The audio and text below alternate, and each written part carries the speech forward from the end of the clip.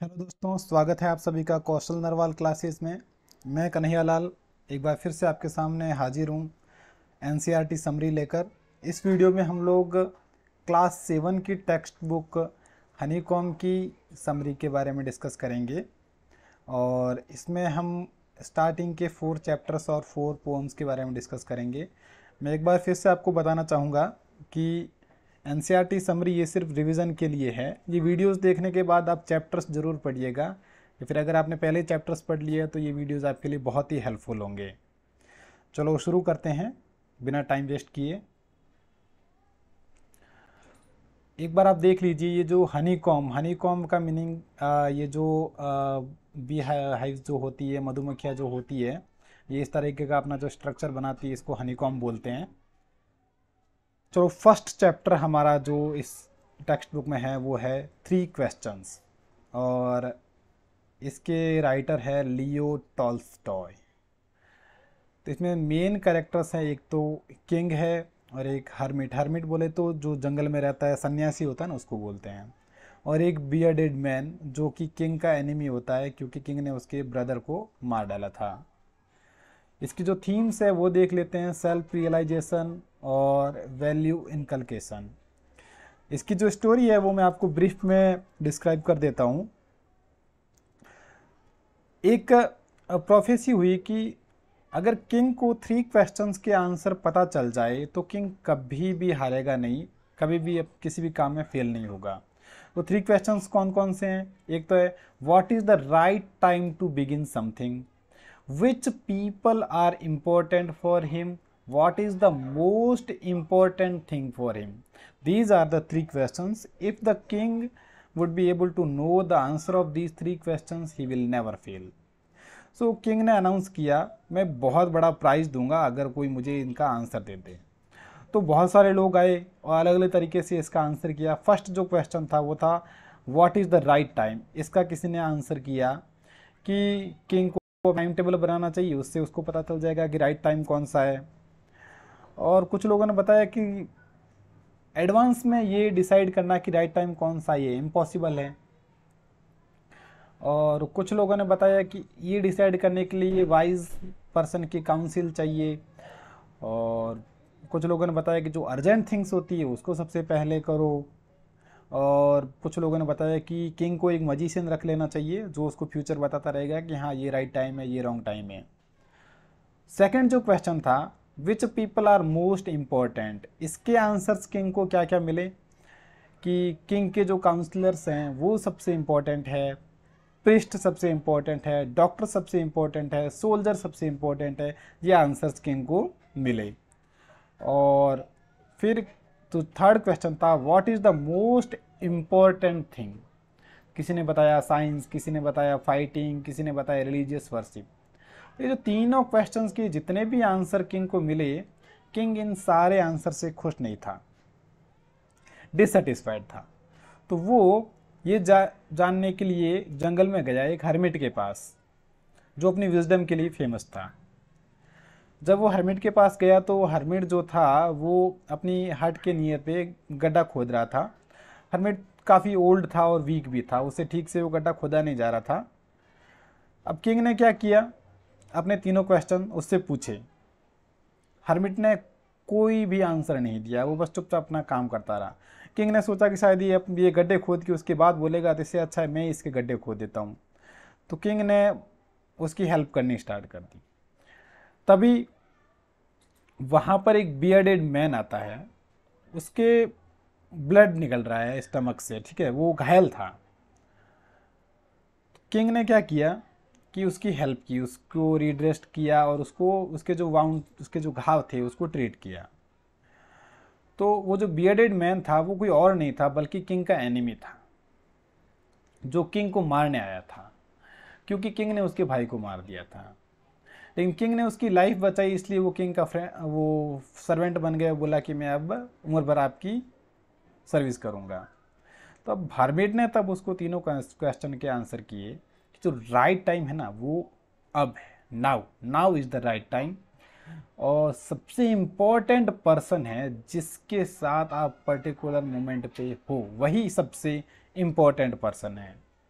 और जो important thing जो कुछ भी करना है वो उस आदमी के साथ आप अच्छा करो। यही सबसे इम्पोर्टेंट थिंग है, क्योंकि गॉड ने हमको इस वर्ल्ड में इसी पर्पज के लिए भेजा था। तो हरमिट ने इस तरीके से तीनों क्वेश्चन का आंसर कर दिया और किंग भी उस टाइम सेटिस्फाइड हो गया। इसमें जो वैल्यूज़ है वो देख लीजिए, help others and be kind. इसकी जो ग्लॉसरी है, इसके जो इंपॉर्टेंट वर्ड्स है वो देख लीजिए। Council means a group of advisers people, जो किंग के जो काउंसलर्स होते हैं, जो कोर्टियर्स वगैरह वो। सीक यानी सर्च या फिर फाइंड। हर्मिट, हर्मिट आपको बताया था जो सन्यासी होता है। Lived in wood means lived in forest. Affairs things या matters. Dig beds, dig small patches. Fainted lost consciousness. Redressed, dressed again means वो घाव पे मरम पट्टी वगैरह करते हैं ना वो। सीज्ड यानी टुक बाई फोर्स। अब नेक्स्ट है एक पोम है, छोटी सी पोम है, बहुत छोटी सी पोम है, और उसका टाइटल है द स्क्विरल। और इसके जो राइटर है, पोएट है, वो है M.B. आर्मस्ट्रॉन्ग। और इसमें जो मेन कैरेक्टर है वो एक स्क्वायरल के बारे में बताया गया। इसकी थीम आप नेचर या एनिमल्स मान सकते हैं। तो ये यहाँ पर जो पोइट है वो सोच रहा है कि ये जो टेल जो होती है ना स्क्वायरल की, उसको लगता है कि ये एक क्वेश्चन मार्क की तरह है, उसको लगती है ऐसी। अब ऐसे भी अगर देखा जाए तो ये होती ही ऐसी है। और स्क्विरल जो होती है वो ग्रे फर्स में कवर्ड होती है, और वो ब्रांचेज पे स्ट्रेट बैठती है और अपने नट्स वगैरह वो खाती है। और यहाँ पर ये जो ही यूज़ किया ना, ही यहाँ पर स्क्विरल के लिए यूज़ किया है। और वो ह्यूमन बीइंग्स के साथ खेलती है, उनको टीज भी करता है, सॉरी यहाँ पर ही यूज़ किया है। If we run around the tree he will run other way. अगर हम उसको पकड़ने के लिए दौड़ेंगे तो वो ऊपर चढ़ जाएगी, या दूसरी डाली पे चढ़ जाएगी, या फिर दूसरे पेड़ पे भी जा सकती है। इसमें ग्लॉसरी में कुछ खास वर्ड्स है नहीं, ये कि ओवरकोट है और कुछ नहीं है। चलो अब नेक्स्ट चैप्टर देखते हैं। नेक्स्ट चैप्टर एक बहुत ही इंटरेस्टिंग और फनी स्टोरी है, अ गिफ्ट ऑफ चप्पल्स। ये वसंता सूर्या मृदु इन मद्रास करके इनका ये जो बुक थी उसमें से लिया गया है। तो इसमें मेन कैरेक्टर्स कौन कौन कौन एक देख लीजिए। एक तो है मृदु, जो कि एक यंग गर्ल है, वो मेन कैरेक्टर है। तापी, तापी बोले तो उसकी जो ग्रैंड मदर है। और ये है ताथा, तमिल में ग्रैंडफादर को यही बोला जाता है। और रुक्कुमणि, रुक्कुमणि मीन्स उसकी जो आंट है वो। और उसके कजिन्स रवि, मीना, लल्ली, ये तीनों उसके कजिन्स है। और महेंद्रन, एक किटन, बिल्ली के बच्चे का नाम है महेंद्रन। एक म्यूजिक मास्टर, एक बेगर और एक गोपू मामा, ये सब इसके कैरेक्टर्स हैं। इसकी जो थीम है वो देख लीजिए, हिस्ट्री है, काइंडनेस है और एक्ट ऑफ चैरिटी है। इसकी जो स्टोरी है वो मैं आपको ब्रीफली बता देता हूँ। मृदु नाम की एक लड़की है, वो अपनी आंटी के यहाँ, आंटी का नाम रुकुमणि है, उसके घर गई अपनी ग्रैंड मदर के साथ में। तो वहाँ पर उसने जैसे ही घर के अंदर एंटर हो रही थी तो उसने वहाँ पर एक डस्टी स्लीपर्स देखे डोर पे। एक्चुअली वो स्लीपर उसके थे, म्यूजिक मास्टर के थे। Ravi Meena were having one kitten. Ravi और जो मीना, जो उसके जो कजिन्स थे, उनके पास में एक किटन था जिसका नाम उन्होंने रखा महेंद्रन। और उसके जो ग्रैंड मदर वगैरह थी उनको इसके बारे में, इस किटन के बारे में पता नहीं था, उन्होंने सीक्रेटली इसको रखा था। अब रानी जो थी उसको हिस्ट्री का बहुत शौक था, तो उसने इस किटन का नाम रखा MP पुनई, मीन्स महेंद्र वर्मा पल्लव पुनई, बहुत बड़ा नाम रखा उसका। He thought the cat was descended from Pallava dynasty and it was worshipped in Egypt. अब उन लोगों ने ये बहुत ही बड़ा वाला उसका नाम रखा कि महेंद्र वर्मा पल्लव पुनई। और ये वो जो रवि था वो अपनी मनगढ़ंत ऐसी स्टोरीज बना रहा है कि ये जो MP पुनई है, ये जो बिल्ली का बच्चा है, ये पल्लव डायनेस्टी की कैट वगैरह थी उनका डिसेंडेंट है, और इसको इजिप्ट में इसकी वर्शिप की जाती थी। इस तरीके से वो अपना जो हिस्ट्री का जो नॉलेज है वो अपने कजिन्स को बता रहा है। अब वो ये भी बता रहा है कि जो पल्लव डायनेस्टी उनका जो एम्बलम था वो एक लॉयन था, और ये जो कैट है ये उसी लॉयन फैमिली की है। अब Mahendran bounced up on a bamboo tray of red chillies. Lalli जो थी, लल्ली वो अपने म्यूजिक मास्टर के साथ में क्या सीख रही है, वायलिन बजाना सीख रही है। ये वायलिन बजाने में बहुत ही गंदी है, बहुत ही गंदी साउंड निकालती है वायलिन की। ये म्यूजिक मास्टर कितने टाइम से ट्राई कर रहे हैं इसको सिखाने के लिए, लेकिन ये सीख ही नहीं पा रही है। म्यूजिक मास्टर जो है वो कैसे है देख लीजिए, उनका बोनी फिगर है, बाल्ड है वो अपने सिर से, और fringe of oil hair, old fashion tuft, ये जो पीछे जो चोटी होती है वो, गोल्ड चेन है उनके नेक में, डायमंड रिंग पहन रखी है फिंगर में, और वेस्टी वेस्टी यानी धोती भी पहन रखी है। तो वो बच्चे खेल रहे होते हैं, उनके घर के बाहर एक बैगर आता है। तो बैगर जो आता है उसको वो कुछ मांगता है, उसकी जो आंटी होती है वो कुछ देती नहीं है उसको।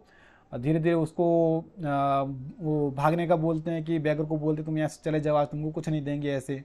फिर बैगर वहाँ पेड़ के नीचे बैठ जाता है। जब बच्चे उसके पैर देखते उसके पैरों में बहुत सारे छाले हो रखे होते हैं। बच्चों को उस पर बड़ी दया आ जाती है। उन्होंने क्या किया कि जो म्यूजिक मास्टर के जो चप्पल्स थे ना वो उस बैगर को दे दिए, उसको गिफ्ट कर दिए कि तुम ये लो, ये पहन लो और चले जाओ। बैगर को मजा आ गया, वो फट से खड़ा हुआ और वो चप्पल लेके चला गया। अब एक्चुअली वो जो चप्पल जो थे वो गोपू मामा के थे। गोपू मामा जैसे ऑफिस से घर आता था वापस आके सीधा अपने शूज निकाल के सीधा चप्पल पहनता था। नहीं सॉरी, एक्चुअली वो जो चप्पल जो थे वो म्यूजिक मास्टर के थे। जब म्यूजिक मास्टर ने अपने चप्पल ढूंढे तो उनको मिले नहीं, फिर पता चला कि ये चप्पल तो बैगर को दे दिए गए। तब गोपू मामा की चप्पल वहाँ रखे थे, वो भी बहुत ही शानदार क्वालिटी के चप्पल थे, वो चप्पल दे दिए म्यूजिक मास्टर को। और गोपू मामा को चप्पल जो थे वो तो म्यूजिक मास्टर को दे दिए, और गोपू मामा जब वापस आए तब वो सोच रहे थे कि शायद गोपू मामा बहुत गुस्सा हो गए कि मेरे चप्पल म्यूजिक मास्टर को क्यों दे दिए। और वैसे एक्चुअली गोपू मामा के जो चप्पल थे वो म्यूजिक मास्टर के चप्पल से हाई क्वालिटी के थे।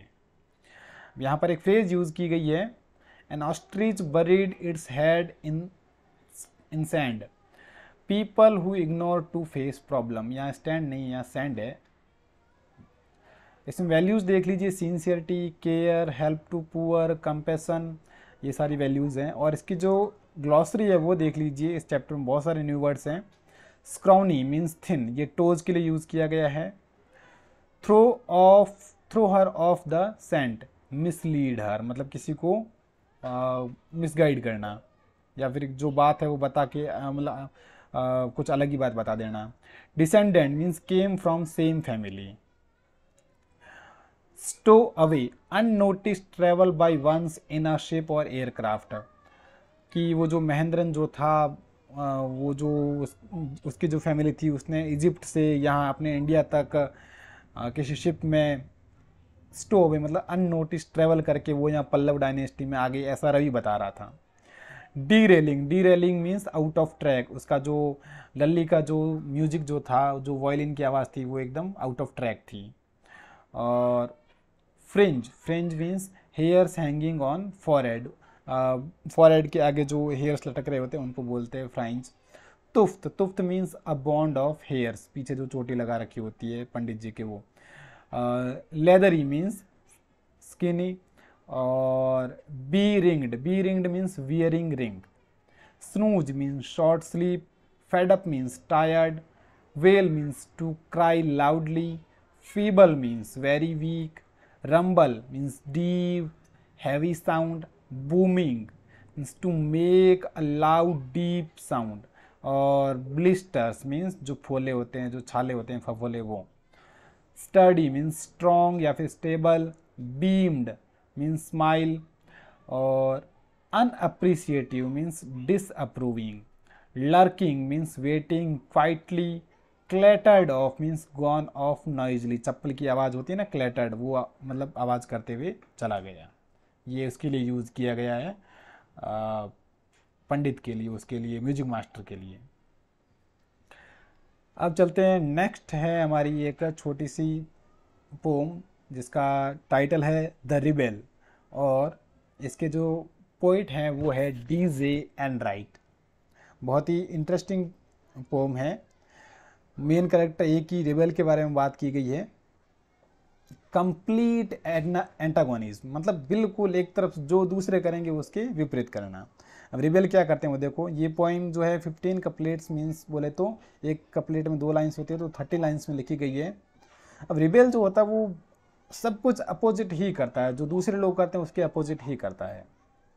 अब पोइट बोलता है कि ये अच्छा है कि हमारे पास रिबेल्स हैं, होना चाहिए, कि सब एक जैसे होंगे तो मज़ा नहीं आएगा, कुछ लोग अलग भी होने चाहिए। अब रिबेल अलग क्या करता है वो देखिए। अगर दूसरे लोग शॉर्ट हेयर्स रखेंगे तो वो लंबे हेयर रखेगा, अगर दूसरे लोग लॉन्ग हेयर्स रखेंगे तो वो शॉर्ट हेयर्स रखेगा। अब कुछ लोग, अगर दूसरे जो लोग हैं वो लेसन के टाइम अगर बात करेंगे, अगर ग्रुप डिस्कशन वगैरह करेंगे तो उस टाइम वो चुप रहेगा। जो दूसरे लोग चुप रहेंगे तो वो बात करेगा। और दूसरे लोग अगर यूनिफॉर्म पहन के आएंगे तो वो अलग रंग बिरंगे क्लोथ्स पहन के आएगा। अगर दूसरे लोग रंग बिरंगे किसी पार्टी में जा रहे हैं क्लोथ्स वगैरह पहन के, तो वो वहाँ पर यूनिफॉर्म पहन के जाएगा। अगर दूसरे लोग डॉग लवर्स हैं तो रिबेल जो है वो कैट को प्रेफर करेगा। अगर बाकी सारे लोग कैट को प्रेफर कर रहे हैं तो वो डॉग लवर बन जाएगा। अगर लोग चाहते हैं कि थोड़ी सी धूप निकल जाए तो वो चाहेगा नहीं बारिश होनी चाहिए। और अगर बाकी सब लोग बारिश का वेट कर रहे हैं तो वो चाहेगा नहीं हॉट होनी चाहिए। और बाकी सब लोग जब मीटिंग पे जा रहे होंगे तो वो घर पे रहेगा और पढ़ाई करेगा।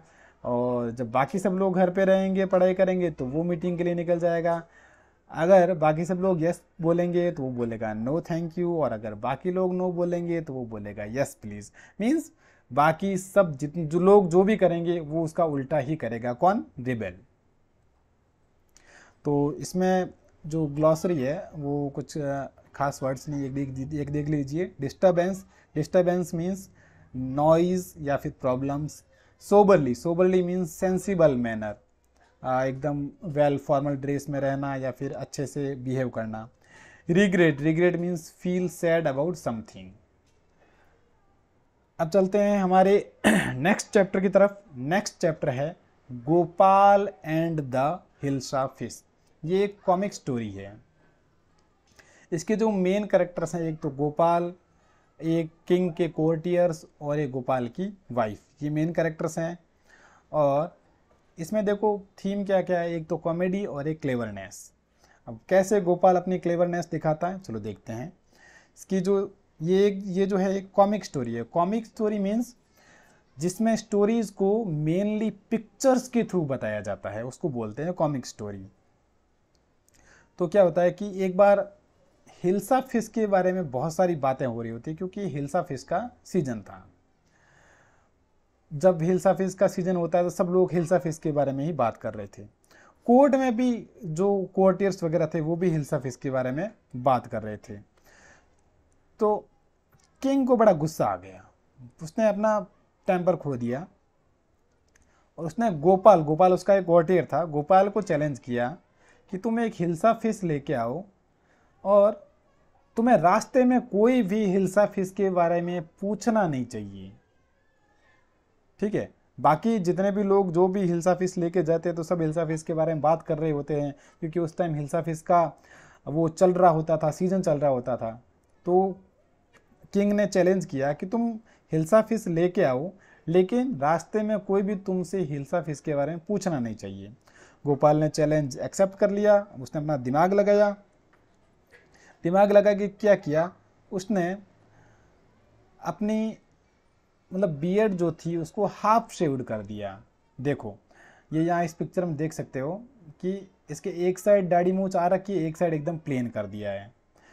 और स्मियर्ड ऐश एंड वो रैग्स एंड लुक्स डिस्ग्रेसफुल, अपने ऊपर राख लगा ली और क्या किया, जो पुराने फटे पुराने कपड़े थे वो पहन लिए और एकदम बहुत ही भद्दा लग रहा था।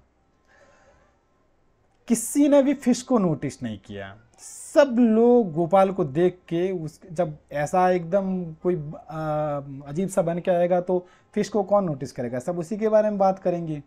और फाइनली वो कोर्ट में पहुंच गया और किंग ने भी मान लिया कि उसने चैलेंज कंप्लीट कर लिया।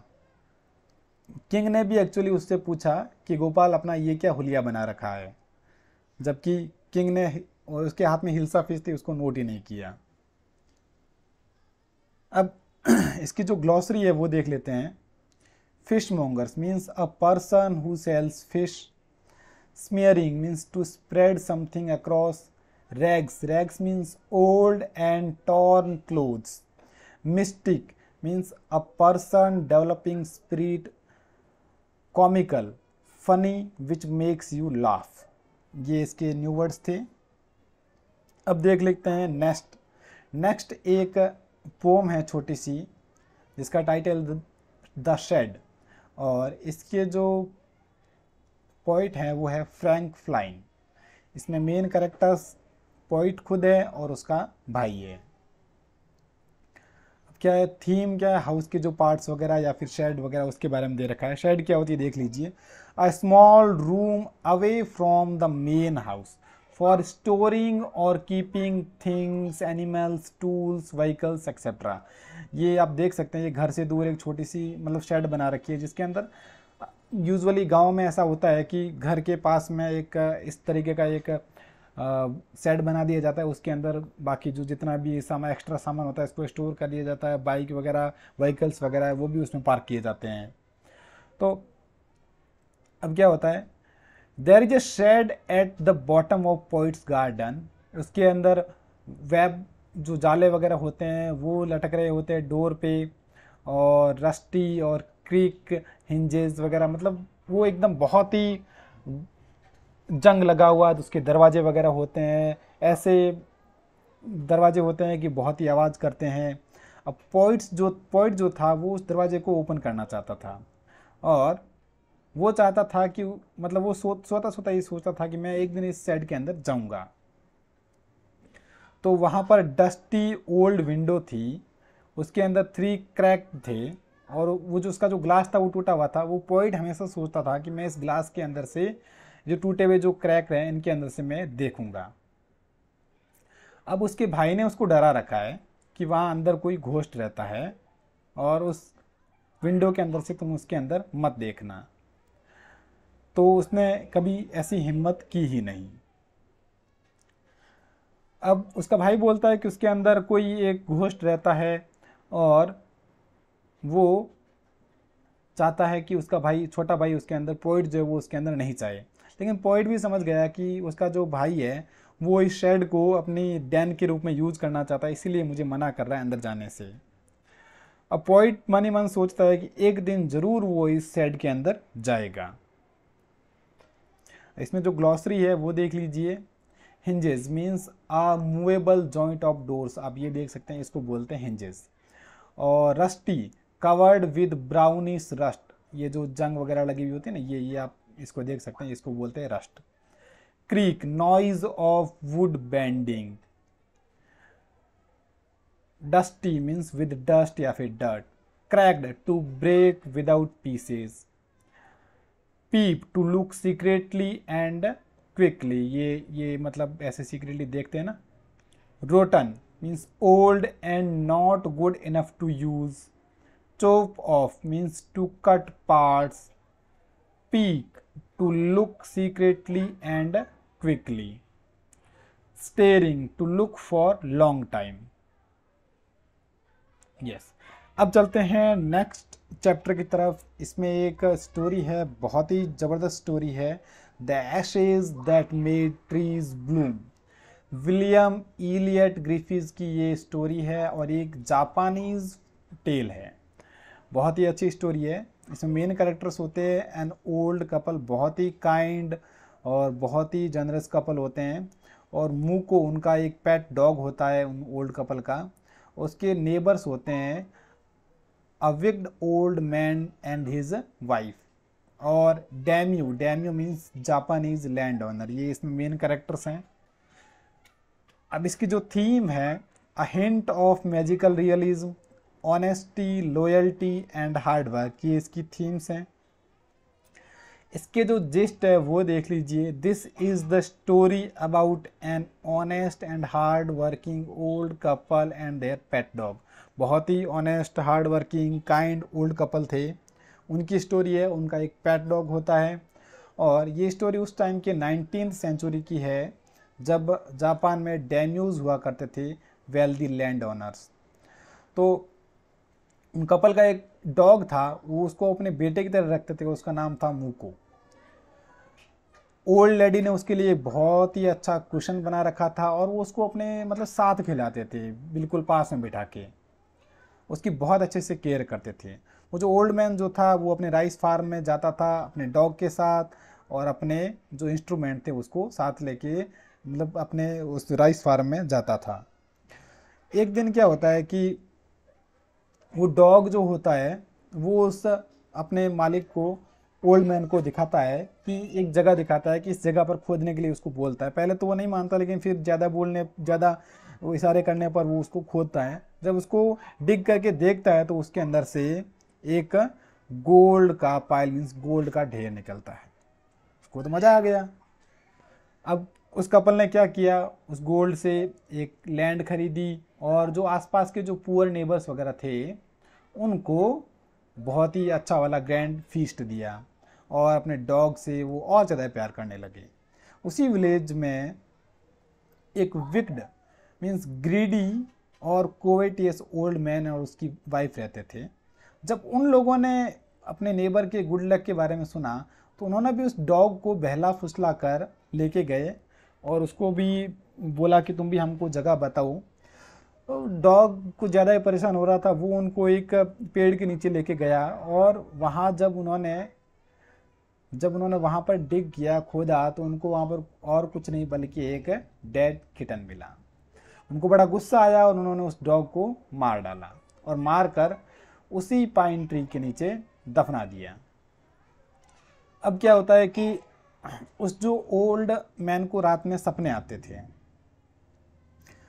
सपने में वो डॉग की स्पिरिट आती और उसको बोलती कि वो जो पाइन ट्री है उस पाइन ट्री का तुम एक मोर्टार मीन्स एक बाउल बनाओ। और उसमें जब उसने ऐसा किया फिर क्या होता है कि कुछ टाइम बाद वो कुछ मतलब फीस्ट वगैरह रख रहा होता है। तो जब उसने उसमें राइस वगैरह बनाए तो वो राइस सारे के सारे जो है वो गोल्ड में बदल गए। जब नेबर को ये पता चला तो उसने भी सेम यही किया, उस मोर्टार को लेके गया और उसने भी राइस उसमें बनाए, लेकिन वो जो राइस जो थे वो किस में बदल गए, कीड़े मकोड़ों वॉर्म में बदल गए, उसको गोल्ड नहीं मिला। और उसने क्या किया, उस मोर्टार को जला दिया। अब डॉग फिर से उसके ड्रीम सपने में आया, उस काइंड ओल्ड मैन के सपने में आया कि वो जो ऐश जो है उससे जो बनी है, जो मोर्टार को जलाने के बाद जो ऐश बनी है उस ऐश को कलेक्ट करो और उसको जो बेयर ट्रीज मीन्स जो बिल्कुल सूखे ट्रीज हैं उनके ऊपर डालो और वो फिर से ब्लूम हो जाएंगे। उसने ऐसा ही किया और ऐसा ही हुआ। अब ये सब देखकर एक डैम्यो जो वहाँ का जापान में वहाँ उस लोकल एरिया का जो डैम्यो जो था उसने जब ये चीज़ देखी तो वो बड़ा खुश हुआ और उसने उस ओल्ड मैन को बहुत सारे प्राइज़ दिए। अब क्या होता है कि वो जो ग्रीडी कपल जो थे उन्होंने भी ये देखा तो उन्होंने भी वो सेम वो जो राख लेकर वो ऐश लेकर ये सेम चीज़ की और उस डैमियो के देखते हुए पेड़ पे डाली। पेड़ के तो कुछ हुआ नहीं, उस डैमियो और उसकी वाइफ की आंखों में वो राख चली गई। इससे डैमियो बड़ा गुस्सा हुआ और उसको वहाँ पर बहुत बुरी तरीके से पीटा और पीटने से वो उसकी डेथ हो गई। और उसके बाद जो कपल जो थे वो एकदम आराम से अपनी मतलब प्रॉस्पेरस ओल्ड एज में अपने आराम से रह रहे थे। और जो डॉग की जो स्पिरिट जो थी उसने अपने जो मास्टर की जो है अनएक्सपेक्टेड वेज में उसकी हेल्प की, ये मैजिकल वे में उसकी हेल्प की। जब भी उसको ज़रूरत पड़ी, जब भी पहले भी जब जिंदा था तब तो हेल्प करता ही था, मरने के बाद भी उसकी हेल्प की अपनी लॉयल्टी दिखाने के लिए। तो इसमें जो वैल्यूज है वो देख लीजिए, ऑनेस्टी है, कंपैशन है, डिलीजेंस है। अब इसकी जो ग्लॉसरी है इसमें काफ़ी सारे वर्ड्स हैं वो देख लीजिए। Daimyos means wealthy land owners, snug means comfortable, a being with a soul like a child means showing emotions मतलब बच्चे की तरह इमोशंस दिखाना, ओ टेंटोसामा, ये सन के लिए यूज किया गया है। सन को जापानीज में ये बोलते हैं ओ टेंटोसामा। टर्नड अप मीन्स डग अप, ग्लीम्ड मीन्स शाइनिंग या फिर ग्लिटर्ड, कोएक्स्ड मीन्स परसुएडेड, फुसलाना, उन्होंने डॉग को बहला फुसला के अपने साथ लेके गए थे वो लोग। Dainties means tasty food, covetous means greedy, crone, crone means old woman, ये जो ग्रीडी ओल्ड मैन था उसकी वाइफ के लिए यूज किया गया है। Flung means threw, carcass means dead body, mortar, mortar means big bowl, pounding means crushing या फिर ग्राइंडिंग, स्टिंगी, माइजरी या फिर कंजूस, ये उस विक्ड ओल्ड मैन के लिए यूज किया गया है। Withered, withered means bared and dry, turned up their noses, treated with contempt means बहुत ही बुरी तरीके से ट्रीट करना। Prostrate, lying on the ground face downwards, मतलब उल्टे लेट जाना। और palanquins, palanquins means royal van या फिर रॉयल कार्ट या फिर आप मान सकते हो पालकी। ग्लीफुली मीन्स हैप्पीली, सीज्ड यानी कॉट मतलब पकड़ लेना, जकड़ लेना। Dam, a word used respectfully for a woman who did something great. Heron, एक बर्ड के लिए यूज किया गया है। विनिंग मीन्स डॉग की जो बहुत ही जोर से रोने वाली आवाज। Heaped means to make a pile. Chisel means a sharp tool for cutting. अब है हमारा नेक्स्ट एक पोम है चिवी, ये माइकल रोजन के द्वारा लिखी गई है। इसमें मेन कैरेक्टर माइकल है और उसकी मदर है। थीम नैगिंग मीन्स, नैगिंग का मतलब आप देख लीजिए यहाँ पर, to chivvy is to nag means to continuously urge someone to do something often in an annoying way. अब देखो क्या होता है नैगिंग मीन्स बार बार किसी को टोकते हुए कुछ करने के लिए कहना। अब जो बड़े जो लोग होते हैं ग्रोन अप्स मीन्स जो बड़े लोग होते हैं, जो एल्डर्स होते हैं, वो बच्चों को बोलते हैं speak up, don't speak with mouth full मतलब खाते टाइम नहीं बोलना, don't stare, don't pick nose, sit up, don't drag your feet, take your hands out of pockets, stand up straight, say thank you, don't interrupt. ये means जब हम भी बच्चे थे हमारे पेरेंट्स भी बोलते थे, और आजकल हम भी देखते हैं आसपास में कि बच्चों को मतलब ऐसे बात बात पे टोका जाता है। चिवी मीन्स टोकना, हर बात के लिए टोकना। और ये पॉइंट बोलता है कि क्या हम खुद से कुछ भी नहीं कर सकते, हमको हर चीज़ पूछ पूछ के करनी पड़ती है, हमें हर चीज़ पे टोका जाता है। इसकी जो ग्लॉसरी है वो देख लीजिए। Grown ups means elders, hanky means handkerchief, interrupt means disturb in between, nag, nag means to urge someone to do something. तो ये थी आज की हमारी क्लास। बाकी बचे हुए चैप्टर्स हम जल्द लेके आएंगे इसी यूट्यूब चैनल पर। अगर आपने इस चैनल को सब्सक्राइब नहीं किया है तो जल्दी से सब्सक्राइब कर दीजिए, शेयर कीजिए, लाइक कीजिए और कमेंट कीजिए। और एक बार फिर से आपको जाते जाते बताना चाहूँगा कि सिर्फ इन वीडियोज़ के भरोसे मत रहना, ये वीडियो सिर्फ रिवीजन पर्पज़ के लिए है। आप एक बार एनसीईआरटी टेक्स्ट बुक की रीडिंग ज़रूर कर लेना। रीडिंग करने के बाद में यह वीडियो देखिए या फिर ये वीडियो देखने के बाद में आप रीडिंग कर लीजिए, जो भी आपको ठीक लगे। लेकिन एक बार एनसीईआरटी के जो चैप्टर्स हैं उनके आप रीडिंग ज़रूर कीजिएगा। Thank you.